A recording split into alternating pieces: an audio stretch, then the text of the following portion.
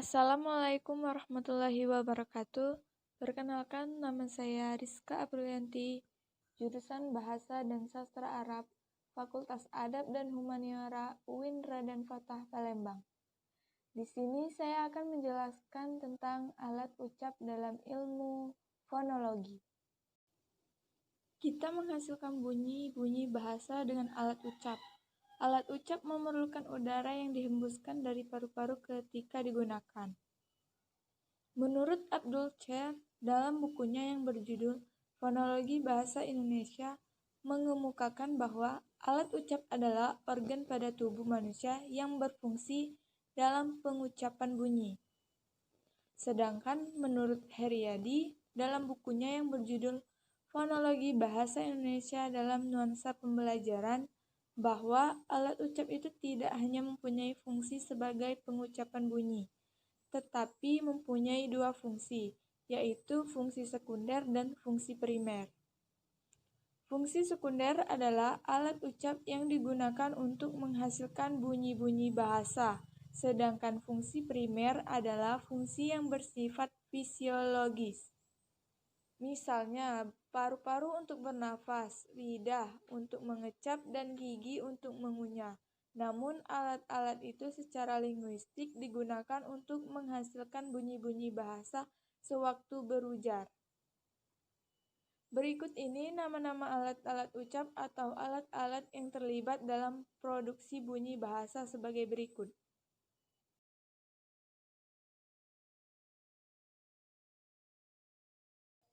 A. Paru-paru. Fungsi pokok paru-paru adalah untuk pernafasan. Arus udara pernafasan itulah yang menjadi sumber syarat mutlak terjadinya bunyi. B. Pipa udara. Pipa udara merupakan tabung yang terbuat dari tulang rawan dalam bentuk cincin yang tidak sempurna, yang terhubung satu sama lain melalui selaput lendir. C. Kerongkongan. Tenggorokan adalah kotak kartilago atau tulang rawan yang terletak pada pipa atas atau bagian batang tenggorokan dan terdiri dari 3 kartilago, yaitu tiroid, krikoid, dan arsenoid. D. Rongga di atas kerongkongan merupakan titik dering yang menguatkan bunyi setelah melewati pita suara di tenggorokan, dan rongga yang terletak di atas tenggorokan dibagi menjadi 3 bagian, yaitu rongga hidung, rongga mulut, dan rongga tenggorokan. E. Lidah. Lidah merupakan organ yang paling penting dalam pengucapan bunyi. Lidah merupakan organ yang fleksibel yang paling banyak di dalam mulut. Ia terdiri dari sejumlah besar otot yang memungkinkannya untuk bergerak, menyusut, merenggang, dan memelintir ke setiap arah. Fleksibilitas lidah menjadi titik fokus untuk mengeluarkan sebagian besar suara linguistik ketika bertemu dengan organ manapun. Lidah memiliki 5 unsur, yaitu ujung lidah, pinggir lidah, tengah lidah, pangkal lidah, akar lidah. Suara yang dihasilkan: 1. Ujung lidah, gigi atas dan bawah. Ada sa, za, zo. Gigi atas dan gusi ada ta, da, to, so, la, dan na. Gusi ada za, sa, so, ro. 2. Pinggir lidah di langit-langit keras ada ja dan sya. 3. Tengah-tengah lidah di langit-langit keras ada ya. 4. Pangkal lidah di langit-langit lunak ada ka, ro, dan wa. Di anak lidah ada ko. 5. Akar lidah. Dinding tenggorokan ada ha dan e. F. Langit-langit mulut.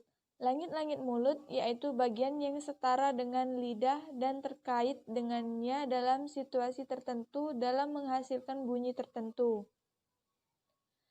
Langit-langit termasuk organ yang pasif, kecuali langit-langit lunak yang bisa bergerak mundur ke belakang dan bekerja sama dengan tekak untuk membuka dan menutup saluran ke hidung. Bagian palate organ yang berkontribusi. Suara-suara yang timbul. 1. Gusi. Di ujung lidah ada za, sa, so, dan ro. Di ujung lidah dan gigi ada ta, da, to, do, la, dan na. 2. Langit-langit keras. Di pinggir lidah ada gho dan sya.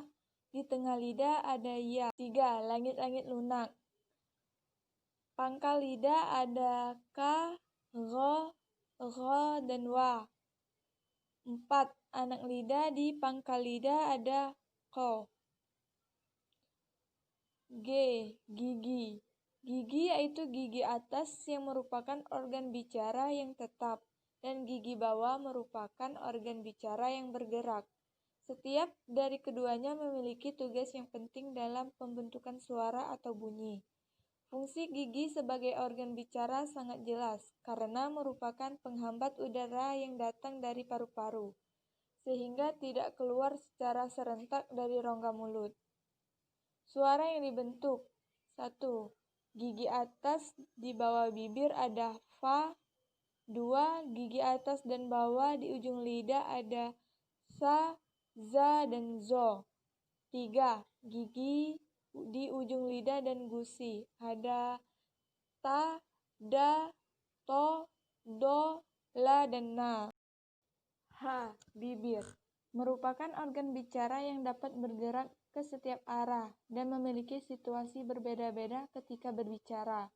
Maka ketika bibir merapat, udara tidak mungkin keluar, kemudian udara dilepaskan secara sekaligus dan udara bertiup keluar melalui bibir, menghasilkan suara yang eksplosif, seperti halnya ketika mengucapkan huruf ba, dan melingkar ketika dalam keadaan pengucapan doma. Maka yang lainnya terbuka dengan besar ketika mengucapkan fathah dan kasroh. Bibir telah menjadi tempat keluarnya beberapa suara, karena keduanya secara langsung berkontribusi dalam pembentukan suara yang bersumber dari bibir, yaitu ba dan ma. Itulah penjelasan tentang alat ucap dalam ilmu fonologi. Saya ucapkan terima kasih dan saya akhiri wabillahi taufiq wal hidayah. Wassalamualaikum warahmatullahi wabarakatuh.